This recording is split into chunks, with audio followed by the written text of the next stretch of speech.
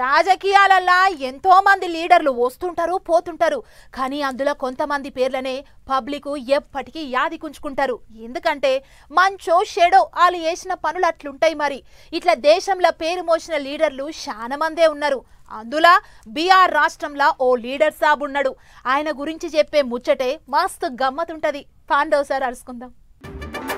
Hot అన్న చేతులు కాళ్ళు బాగానే తిప్పుతున్నాడు, స్టెప్పులు గట్టిగానే వేసిండు.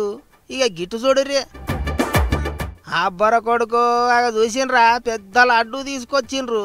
వెనక రిక్షాల మీద సమోసాలు ఎగ్గు పప్పులు మోసుకొచ్చిండ్రు. ఎందుకు ఇదంతా? ఎవరో లీడర్ సాబు గురించి చెప్తామని చెప్పి ఎగురుడు దునుకుడు చూపిస్తాన్రు అని పరిశాన్ కాకుండ్రి. అక్కడికే వస్తున్నాం.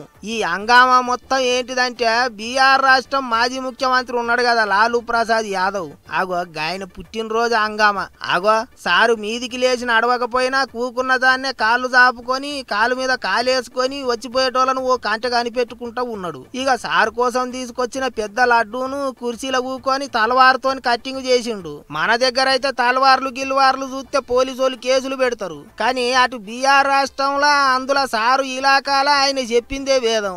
అందుకే భయం లేకుండా తలవారుతోని లడ్డు కట్ చేసిండు. అటెనక ప్రసాదం లెక్క అభిమానులంతా ఆ లడ్డూను నెత్తికింత చుంచుకొని తిన్నారు. లాలు సారు పుట్టినరోజని బీఆర్ లో ఆర్జేడీ పార్టీ వాళ్ళ సంబరాలు చిన్నగా లేవు. పానం బాగలేక ఆయన సప్పుడు దాకా కుర్చీలో ఊకున్నాడు. గాని అదే మంచిగుండింటేనా మొత్తం దూన్ తడాకా చేసేది అనుకుంటారట ఆయన అభిమానులు. మీదికేంచి బీఆర్ లో ఎలక్షన్లు రాబోతున్నాయి. ఎమ్మెల్యే సీట్ ఇయ్యాలంటే అంత ఆయన చేతుల్నే ఉంటది. అందుకే లాలు సారును ప్రసన్నం చేసుకొని ఇంకే లీడర్ గిట్లా తీరులో పుట్టినరోజు సంబరాలు చేసిండ్రా అన్నట్టు.